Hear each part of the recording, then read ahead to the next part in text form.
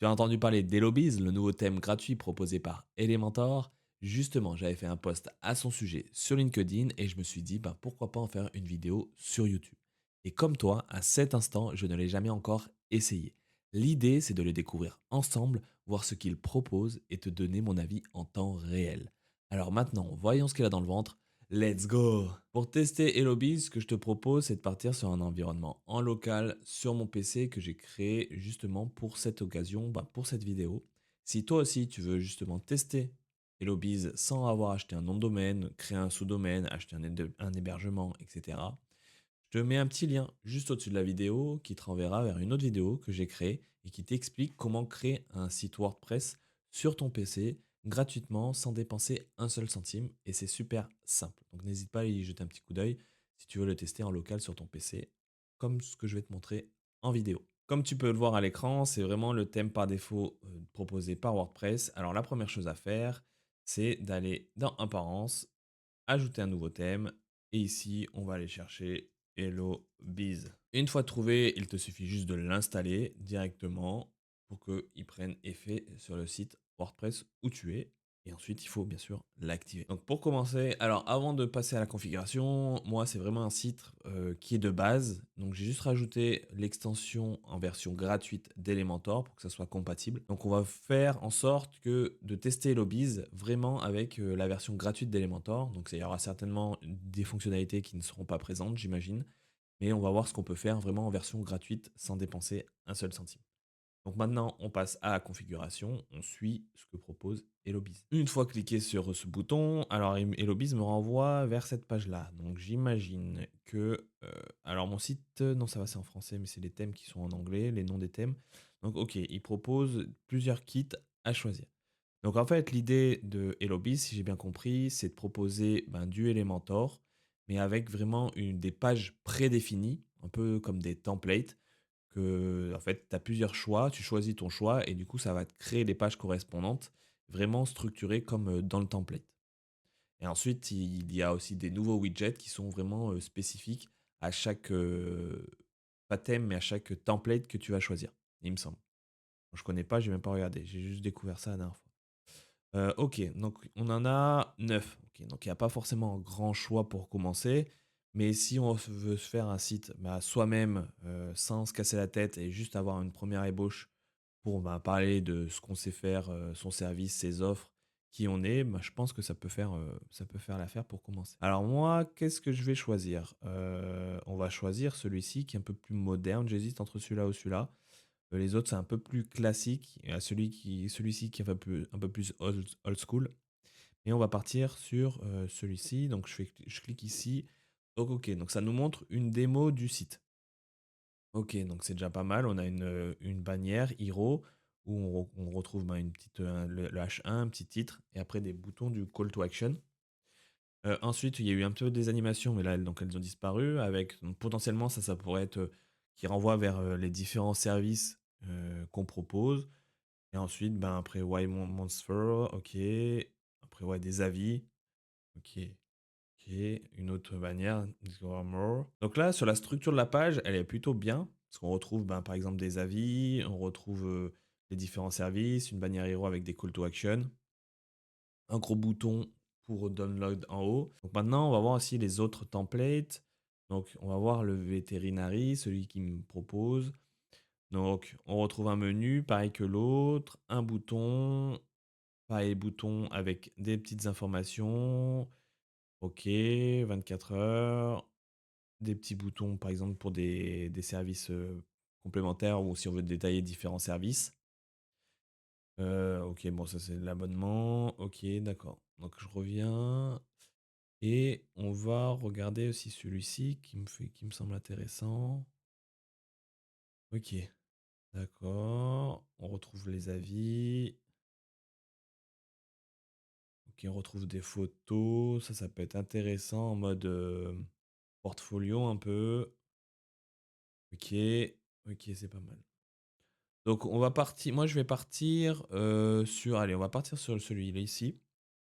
Donc, ok. Donc en haut, on a une vue d'ensemble. Qu'est-ce que c'est? Ok. Donc ça me propose en gros la page d'accueil, les autres pages, par exemple le menu, page à propos, la page photo, OK. Donc moi, je vais appliquer le kit. J'imagine que ça va me télécharger ou ça va appliquer. Donc OK, bon ça me connecte à mon compte Elementor. J'ai l'impression qu'on est obligé d'avoir un compte Elementor. Et ensuite, je suis le process, tout appliqué.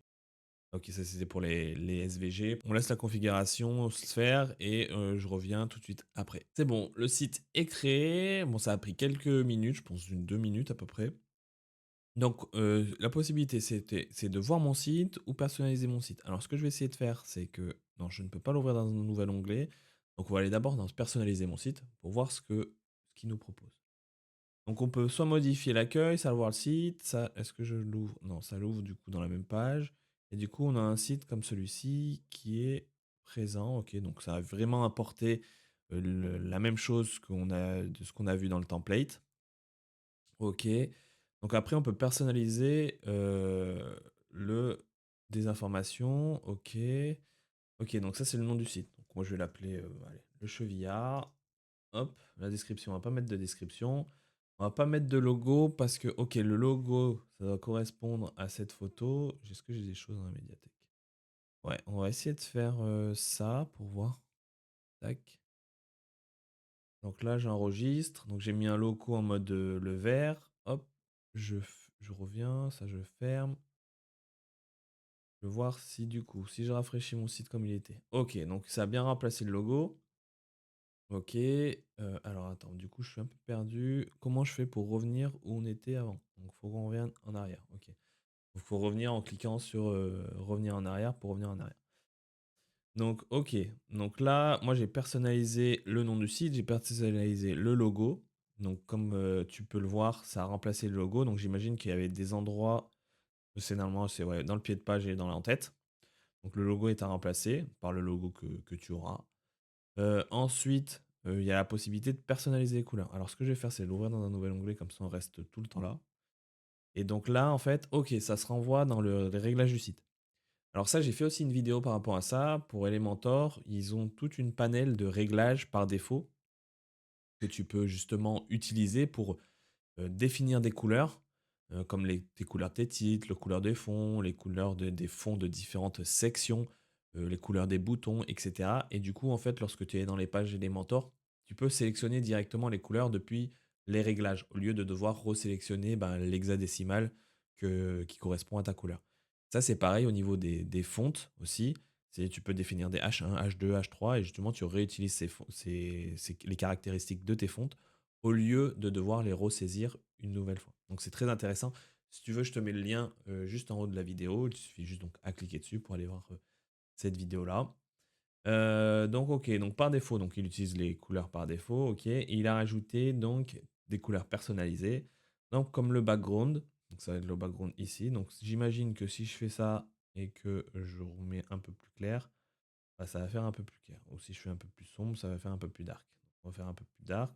Maintenant, j'ai fait les petites modifications de couleurs et on va voir ce que ça rend sur le site en front. Alors, je vais sur le site en front et donc, ce qu'on peut voir, c'est que donc le site est beaucoup plus sombre sur le fond, la couleur est beaucoup plus rouge, rose, on va dire, plus clair, le texte en blanc, etc., etc.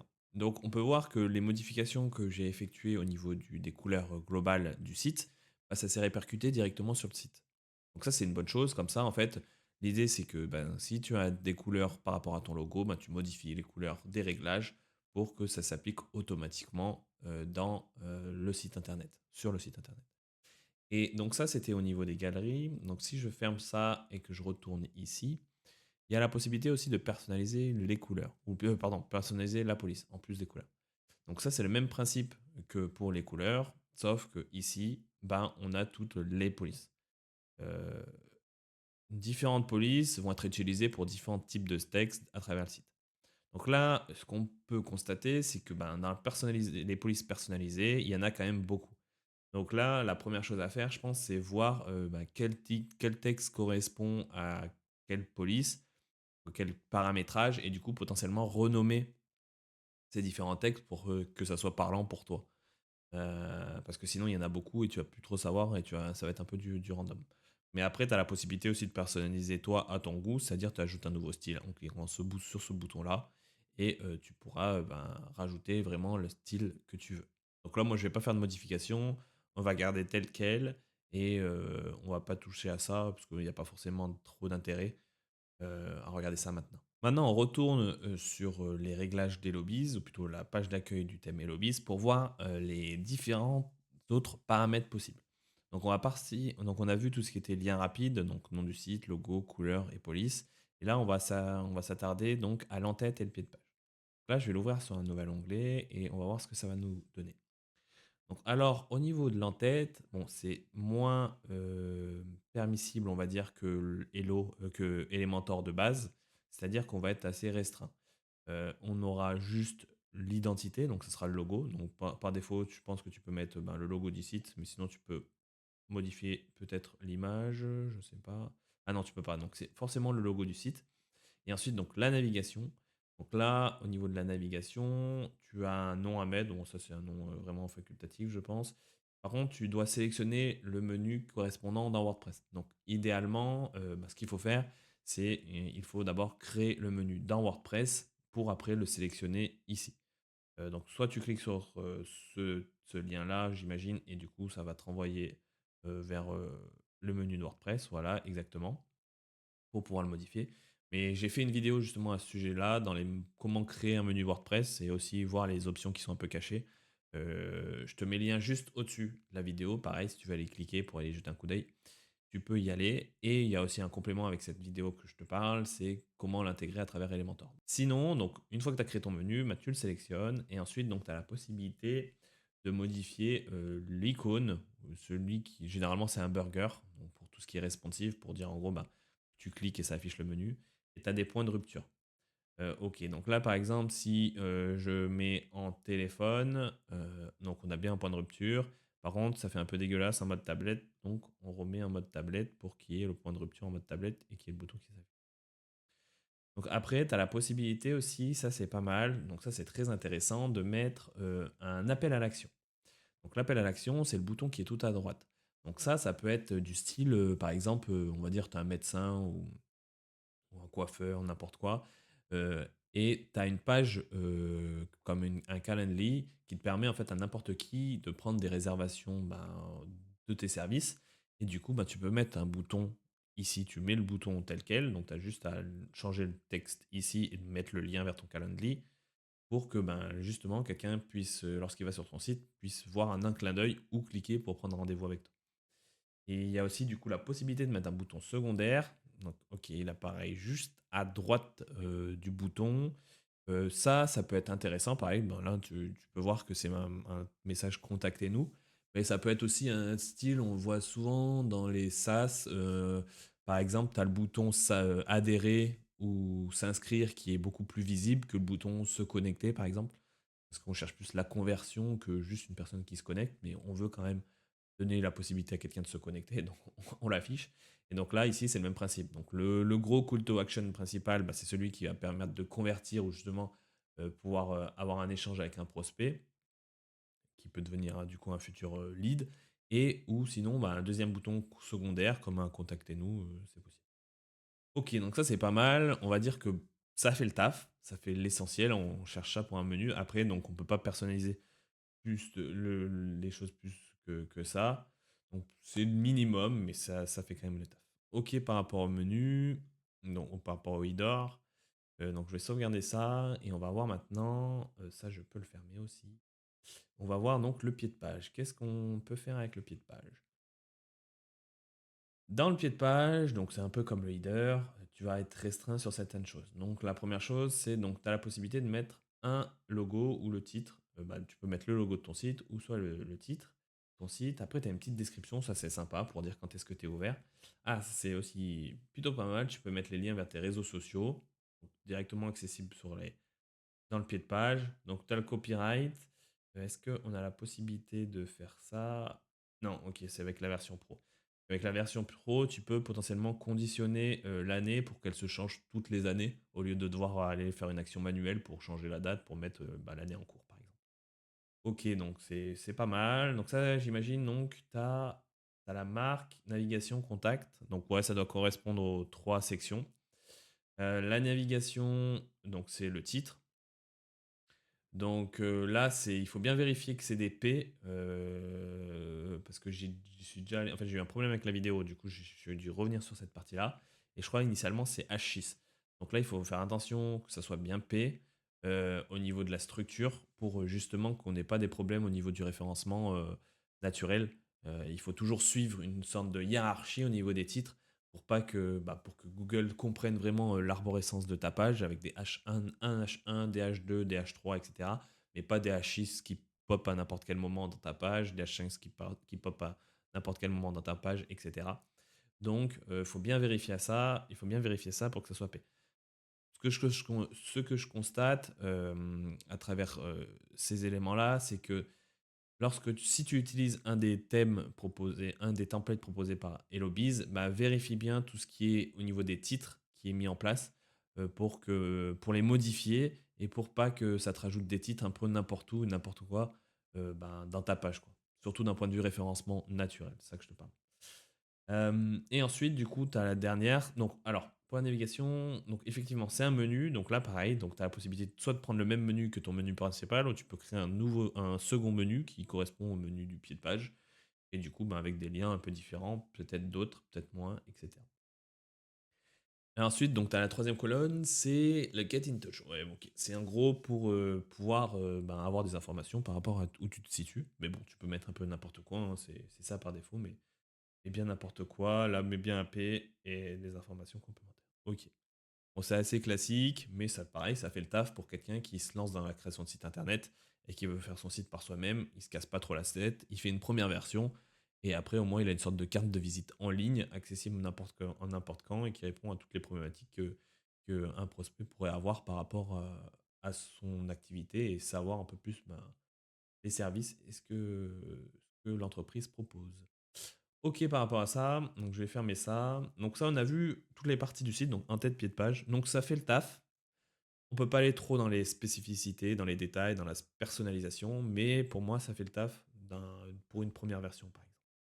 Donc ensuite, on retrouve les différentes pages récentes qui sont présentes. Donc ça, j'imagine que c'est les pages qui sont importées via le template qu'on a installé.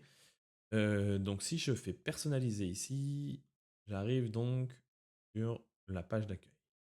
Alors sur la page d'accueil, qu'est-ce qu'on se constate au niveau de la structure? Bon, on a des titres qui correspondent bien avec chaque partie, on va dire.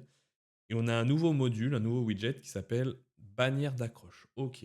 Alors à quoi ça correspond cette bannière d'accroche? Donc ça doit correspondre à ça. J'imagine que donc tu peux mettre un titre, tu peux mettre un sous-titre qui doit apparaître en dessous, j'imagine. Voilà, ok. Ok, très bien. Donc là, voilà, par exemple, il faut faire attention si tu mets un sous-titre. Donc là, moi, en fonction de ce que tu veux faire, moi, je mettrais plutôt un P au lieu d'un H2, parce que c'est une petite phrase d'intro, quoi. Donc ça, il faut bien faire attention. Ok, je supprime. Ensuite, tu as un bouton d'appel d'action. Donc là, il n'y est pas. Si je rajoute du texte, ok, il apparaît juste en dessous. Donc pareil, là, tu vas pouvoir le personnaliser, j'imagine, après dans le truc, mais ça, on verra. Et après, pour finir, donc tu as une image. Donc soit tu mets pas d'image, soit tu peux mettre une image. Ok, donc c'est sympatoche. Pareil, ça fait le taf comme bannière. Moi, ce que je vais enlever, c'est enlever le bouton. J'en ai pas besoin, on va laisser tel quel. Et ensuite, du coup, on retrouve différents paramètres. Donc au niveau du contenu, tu peux mettre le texte à droite, à gauche, à droite, au centre. Ok, tu as différents réglages, mais bon, ça c'est du classique Elementor qui correspond à chaque module. Donc dans l'ensemble, c'est plutôt pas mal. Ok, tu peux définir la hauteur. Ah, ça, tu peux venir en pleine largeur. Ah, ça, c'est pas mal. Donc, si tu veux définir l'image en pleine largeur pour que ça fasse un peu un effet full screen. Ok, c'est plutôt intéressant. Et tu as la boîte où si tu peux rajouter de l'espacement entre. Ah oui, là, il y a de l'espacement en haut, mais tu peux rajouter aussi de l'espacement, par exemple, à droite si je rajoute. Ok. Ok, très intéressant. Donc pour une... Alors là, ils appellent ça bannière d'accroche, mais généralement on peut appeler ça aussi hero. En gros, c'est ta première bannière lorsque tu arrives sur ton site internet ou sur ta page plutôt. Et du coup, je trouve que ça fait assez le taf aussi pour une première... pour quelque chose qui est comme celui-ci. Ok, ensuite, qu'est-ce que tu as à l'intérieur? Donc ça, c'est classique, titre, titre. Donc là, voilà, par exemple, là, il faut faire attention. Ici, ils ont mis, par about, ils ont mis un H5. Et ça n'a rien à faire là, un H5, ça n'a rien à faire ici. Donc il faut vraiment faire attention si tu utilises, je le répète, mais je préfère te le prévenir, c'est que si tu utilises HelloBiz, j'ai l'impression qu'il faudra bien faire attention au niveau de tes titres pour recréer une structure propre au niveau pour ton référencement naturel. Donc après, j'ai le titre de base, ok, le H2, j'ai un séparateur, j'ai un éditeur texte. Et après, j'ai une sorte de... Ah, c'est un éditeur texte. Non, je confonds, j'avais pas cliqué. Donc, tu as à l'intérieur, tu as les services. Alors, moi, ce que j'aime bien, c'est ce petit effet décalé.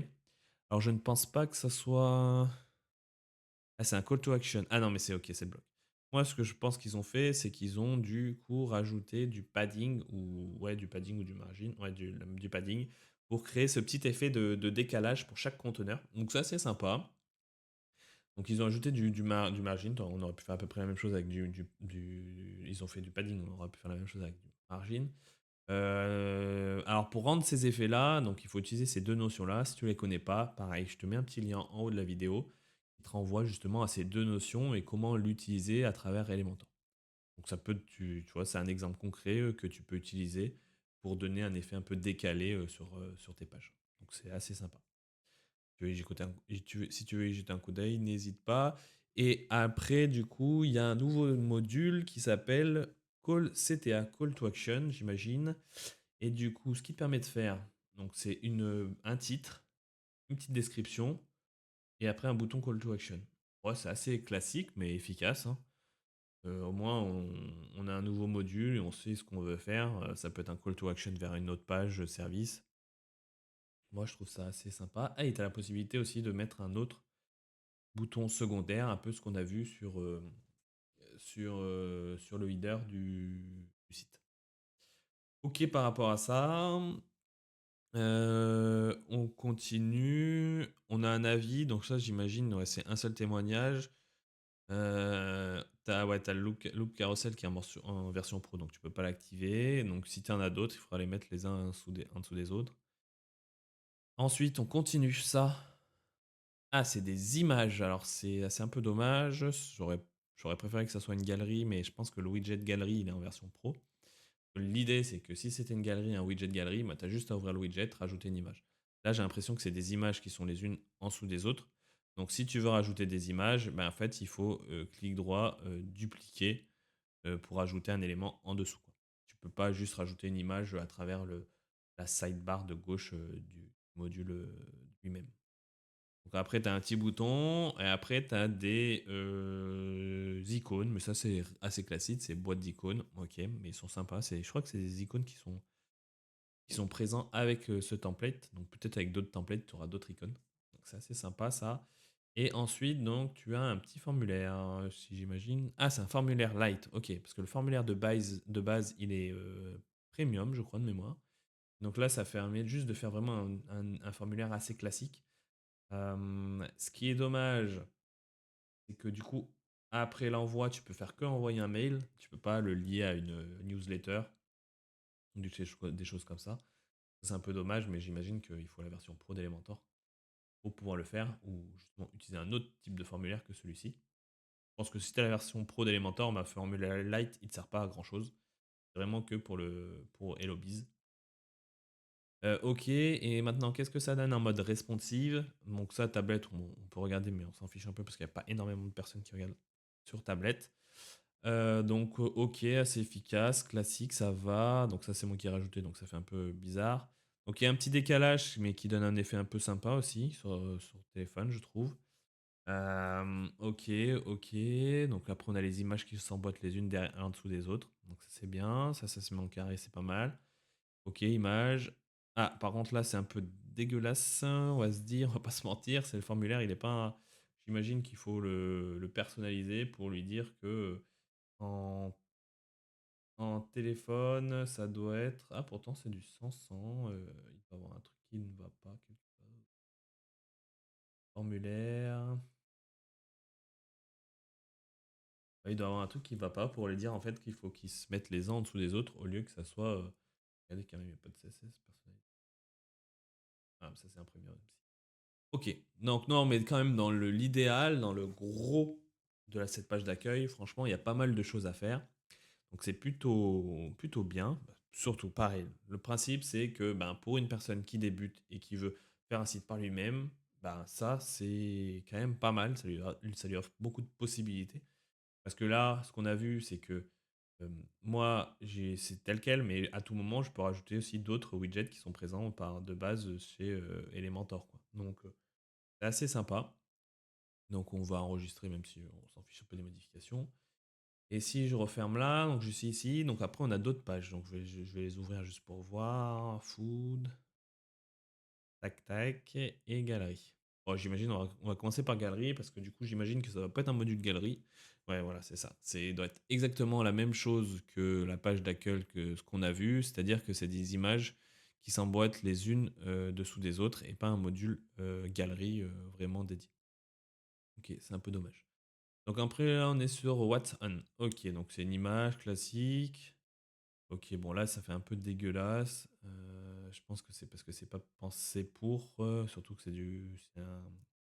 c'est un low mo, du coup, je pense que c'est pour ça que ça fait cet effet-là. Donc c'est un peu dommage pour ça.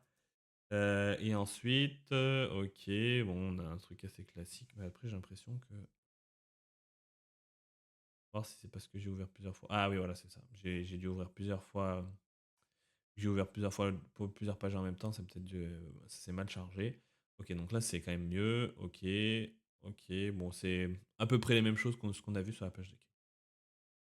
About, alors du coup je vais rafraîchir parce qu'on s'est mais About, ok, classique, même chose. Ah là il y a une vidéo qui est embarquée, donc j'imagine que ouais c'est le widget vidéo. Ok, bon, ça reste classique de ce qu'on a vu. Et après, donc là je rafraîchis aussi parce que ça n'a pas dû charger correctement. Ok, bon, bah, on retrouve vraiment les mêmes choses. Ça, j'imagine que c'est des boîtes, voilà, ces boîtes à icônes, ça aurait pu être des conteneurs avec du texte. C'est à peu près la même chose. Ok, bon, sur le principe, bon, et vraiment, il y a tout sur la page d'accueil. Bon, ça me paraît logique. Euh, Maintenant, moi, ce qui me dérange un peu, c'est que là, mon site, il est en français. Du coup, logiquement, moi, mes pages, je veux qu'elles soient en français. Donc, c'est un peu dommage de voir notre story qui est en anglais. Donc là, s'il y a une chose à faire, c'est bien de modifier ça et de mettre par exemple notre histoire. Je vais mettre notre histoire. Et la chose importante, c'est vraiment de changer au niveau du slug ici. Donc bah, ce que tu peux faire, c'est ces petites astuces, c'est tu supprimes tout, et hop, entrée ou entrée, et ça change automatiquement par rapport à ton titre que tu as mis dans ta page. Donc là, je fais mettre à jour, et si je rafraîchis ici, bah, dans notre histoire, bah, en haut dans le menu, tu vois que c'est maintenant notre histoire. Et quand je vais en haut, tu peux voir aussi dans l'onglet que c'est marqué notre histoire ici. Donc ça, c'est une chose importante à faire. Donc c'est un peu dommage qu'il n'y ait pas eu la traduction dans la langue où est présent, dans la langue du WordPress actuel lorsqu'on importe le thème, le template, je veux dire. Ok. Donc après, donc on a d'autres, on a ajouté une nouvelle page, mais on a aussi personnalisé. Qu'est-ce que ça nous renvoie personnalisé pour le SSO? Désactiver les liens, retirer les liens, aller au contenu. Ouais, bon, ça, on s'en fiche un peu. Masquer le titre, ok, bon, ça, on laisse tel quel.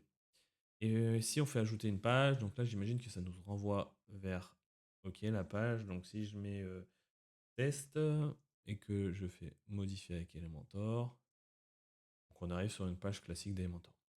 Alors ce que j'ai vu aussi, ce que j'ai à travers l'explication, c'est qu'effectivement il y a des nouveaux widgets exprès créés dans le thème HelloBiz.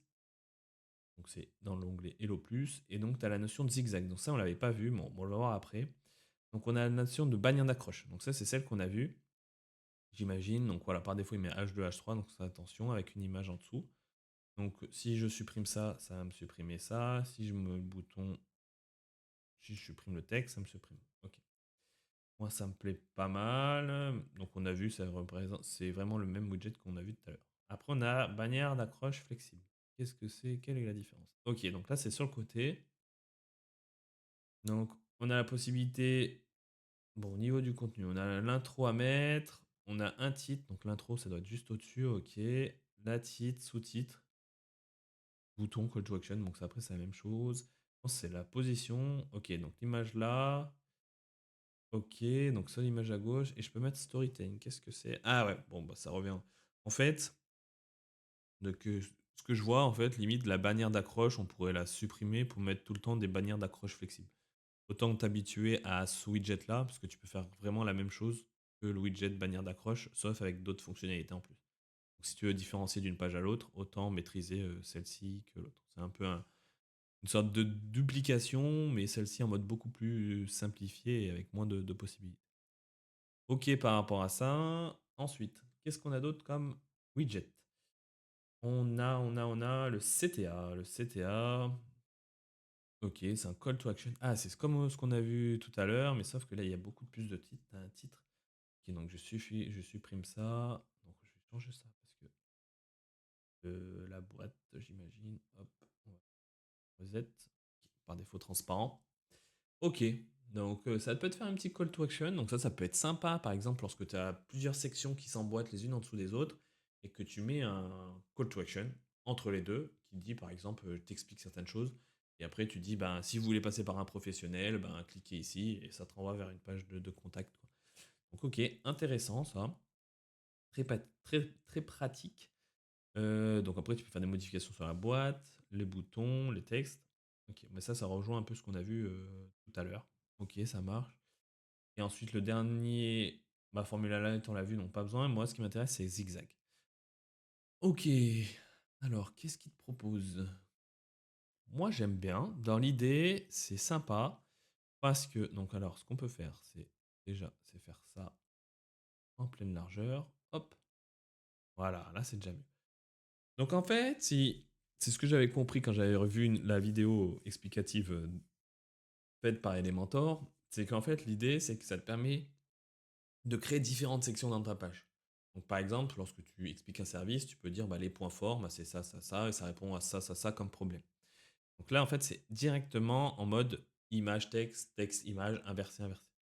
Donc c'est vachement sympa parce que ça évite de devoir le reconstruire à travers Elementor, c'est que ça le propose directement. Et le problématique, c'est que c'est moins personnalisable. Donc peut-être qu'il y aura des trucs qui vont peut-être pas forcément aller parce que tu as mis plus de texte sur une section par rapport à l'autre, donc peut-être que ça va mal fonctionner, quoi. Donc c'est bien pour commencer, comme d'hab, mais si tu vas aller dans la personnalisation, dans la personnification, bah, ça sera un peu plus peut-être limité. Donc, élément graphique, donc c'est une image. Ah, donc ok, ça c'est intéressant. On peut mettre soit des icônes, donc j'imagine que je suis là et choisir une icône, soit une image. Ah, c'est sympa. Lorsqu'on n'a pas forcément d'image, bah, on veut mettre une icône, bah, on peut mettre des icônes. Ok. Par contre, on peut pas faire l'un ou l'autre. Soit une image, soit une icône. Bon, dans la logique, ça serait plus cohérent de faire toujours des images ou toujours des icônes que l'un ou l'autre, mais de toute façon, on ne pourra pas le faire en utilise. Donc, on a la possibilité de sélectionner une image, mettre un titre, une description et un bouton que j'imagine, lorsque je mets pas, ça s'enlève. Ok. Donc ça, c'est vachement pas... C'est très bien. Alors, il y a possibilité de rajouter un icône. Je vais voir ce que ça fait. Ah, c'est si je mets pas... Ah non. Et il est où l'icône? Je sais pas. Très bonne question. Je le vois pas. Bon, bah ça doit être lorsqu'on a choisi icône, peut-être. Même pas. Ouais, je sais pas. Bon, alors peut-être qu'ils l'ont laissé alors que ça devrait être masqué. Ah, à part si c'est... Ah non, mais ça doit être le lien du bouton. Ah, ok. Ok. C'est pour le bouton que tu peux mettre un icône. Ok. Non, mais franchement, dans le principe, moi je trouve ça plutôt pas mal sur la structure. Comment on peut le personnaliser encore? Donc on peut mettre... Ah, on peut modifier la largeur de l'image. Donc ok, bon, généralement on met 50 pour que ça soit un peu plus homogène. Donc après, tu peux modifier les couleurs, etc. Mais bon, par défaut, c'est lié au réglage de ton site. Tu peux modifier l'écart. Donc ça, c'est ok, l'écart entre les deux. Et j'imagine que tu peux modifier aussi l'espace entre les lignes. Ok, donc tu peux modifier l'espace entre les lignes. Ouais, donc tu peux à peu près tout faire. Et tu peux faire aussi des animations. Donc ça peut être sympa. Si je fais enregistrer et que je vais voir ma page, si je scroll, ok, ça apparaît comme ça. Tac, tac. Ouais, c'est sympa. Alors pour commencer, franchement, c'est pour créer un site pour sa première fois, je trouve que c'est sympa. En fait, l'idée, je pense, ce qu'ils ont voulu faire, et le bis, c'est pouvoir permettre à n'importe qui de créer un site pour son entreprise. Je pense que c'est plus dédié du coup aux personnes qui souhaitent, ben, qui se lancent en tant qu'indépendants dans un domaine et mettre en avant leur service, en créant ça. C'est pas forcément pour un site un peu plus, heu, une association, une plateforme de membres et cetera. Je pense que c'est vraiment juste, pour les indépendants ou les petites entreprises qui veulent avoir une carte de visite en ligne accessible et qui présentent leurs différentes offres et différents services et comment ils travaillent. Donc pour commencer, franchement, c'est plutôt pas mal. Dans l'aspect structurel des widgets, donc après il y a le niveau du référencement, donc ça c'est, comme je te l'ai dit, à revoir, mais franchement c'est pas mal. Donc OK par rapport à ça, je regarde juste, donc j'imagine qu'on a fait le tour. Moi, ce que je me suis posé comme question, c'est qu'il y a pas la possibilité de changer de kit. Ça, c'est un peu dommage.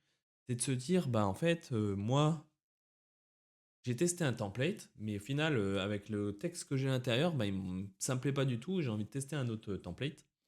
Et du coup, ben, tu n'as pas la possibilité de le faire ça. Donc je sais même pas si le fait de supprimer l'extension et la réinstaller, ça marchera ou pas. Plutôt le thème, si tu changes de thème et réinstaller le thème, ça marchera. Ou s'il y a un bouton pour faire d'autres choses. Et voilà, on a fait le tour du nouveau thème gratuit proposé par Elementor et Lobbies. J'espère que cette vidéo t'a plu. Si je devais résumer de ce que j'en pense de ce nouveau thème, donc il y a des points négatifs et des points positifs, comme tout. Au niveau des points négatifs, la première chose qui est importante à savoir, c'est que au niveau du référencement naturel, il faudra retravailler, bah, la structure. Parce que par défaut, ils ont fait un peu n'importe quoi au niveau de la structure. Tu as des H6 qui traînent, des H5, des H4, un peu n'importe où. Donc il faudra bien retravailler ça pour bah, perfectionner ton référencement naturel et optimiser ton référencement naturel. Ça, c'est la première chose. La deuxième chose, c'est que par défaut, les thèmes, ils sont en anglais, donc il faudra bien penser à renommer tes pages pour les mettre en français, mais aussi les slugs de tes pages, comme je te l'ai fait voir dans la vidéo. C'est bien changer les slugs, c'est en fait le petit texte que tu auras dans l'URL, donc bien mettre un mot en français. Bah, ça sonne mieux lorsque les internautes vont aller sur ton site, mais ça peut aussi t'aider pour ton référencement naturel. Ça, c'est la deuxième chose. Et la troisième chose, c'est que si tu vas aller dans la personnalisation et vraiment les petits détails, tu vas être certainement limité.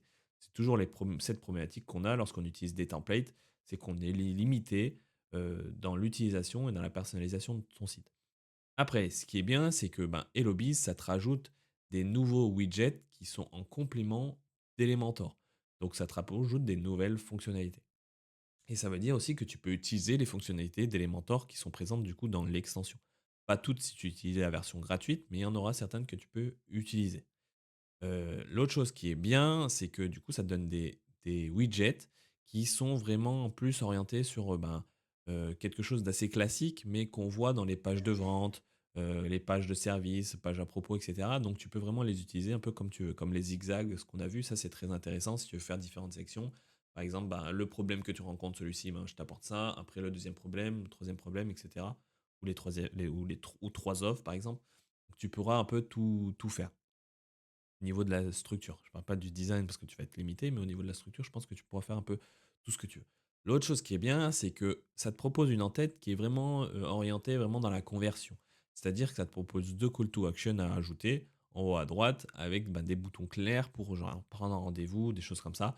Par exemple, lorsqu'on est un docteur et on veut donner la possibilité de prendre un rendez-vous, ben, il faut un bouton en haut à droite généralement. Et là, ben, ça te le fait tout seul. Tu as juste à le renvoyer vers ton calendrier et c'est fait.